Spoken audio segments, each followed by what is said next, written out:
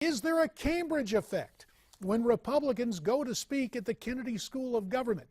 A guy who ought to know is a guy who used to call Cambridge home, despite the fact he went to school in Chapel Hill.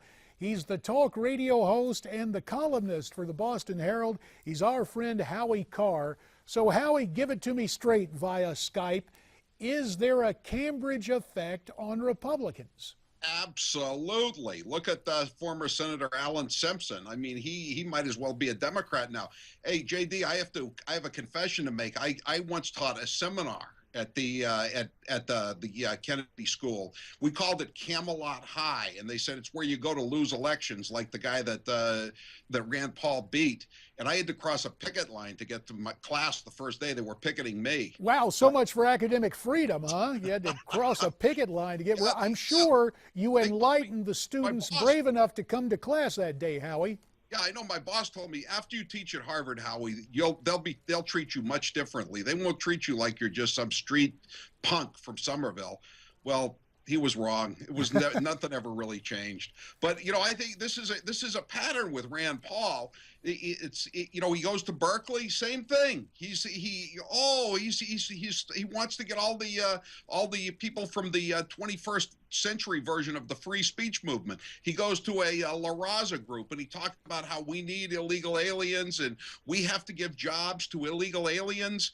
And you know, I think I saw today a poll in the Daily Caller of Maryland, of Iowa, excuse me, and he seems to be slipping a little bit. I think maybe the stoner wing of the Republican Party is beginning to realize that he's not his father and that there's more to this guy than just pro-marijuana.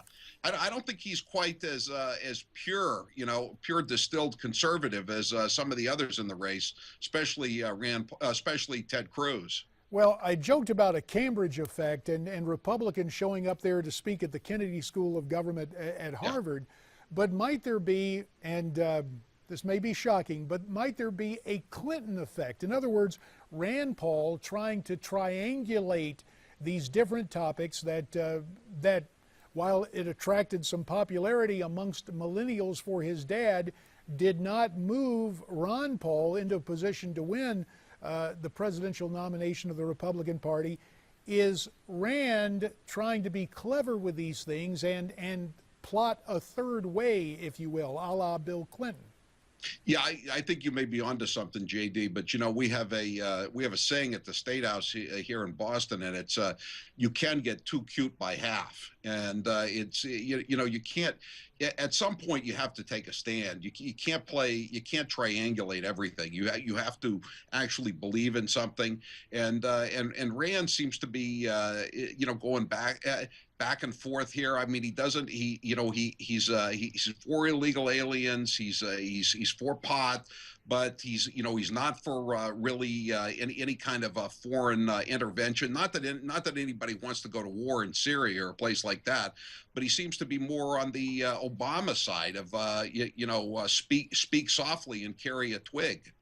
Well, now let's continue the focus on 2016 and possible presidential candidates. You and I have watched with interest and from my vantage point, a good deal of dismay to see Jeb Bush come out and talk about illegal immigration being an act of love. Right. Now there is talk this weekend that Mitt Romney, should Jeb Bush decide not to run, the Mittster would get back into presidential politics. Do you think there is any veracity to that report? Is it a trial balloon on the part of Romney staffers from 2012, or what does it work here? I don't know, JD. I was quite surprised to see Bob Schieffer say that yesterday on Face the Nation. I think he probably got it from a pretty high up source. What I've always thought is that after watching that movie about the 2012 campaign that was on Netflix, a very good movie, and everybody who hasn't seen it really should. I mean, Mitt just seems totally devastated, and I know, you know, it's horrible to lose an election. There's no doubt about it, especially after you've given it 6 years of your life. But I thought Mitt was just over it. I thought that his wife Ann didn't want any part of it or anything like that. But JD, you kind of have to judge him by the fact that after that movie came out 2 or 3 months ago, he was everywhere for a few weeks. He just went wherever anybody wanted him to be, and he was on TV, every TV, radio outlet there was. So maybe he would like to give it another shot. It seems like the Bush people are saying that. Or I think Schieffer said that the Bush people are saying, well, if it can't be Jeb, then we want it to be Mitt. And if it is Mitt, does that mean suddenly that Mitt morphs, since he loves to look at metrics, he morphs into the establishment thing about, hey, we gotta welcome these hardworking people? Or will he try to triangulate the immigration issue? Last time he used the term self-deportation when he probably should have said, look, we're going to enforce existing law. That might have worked better. But this is my suspicion of Mitt, that he puts a finger in the air, takes a look at polls, and tacts his convictions based on convenience. I think you're onto something there, JD. I mean, he has core beliefs, but anything politically, he's willing to make concessions to gain ground, or what he thinks is gaining ground.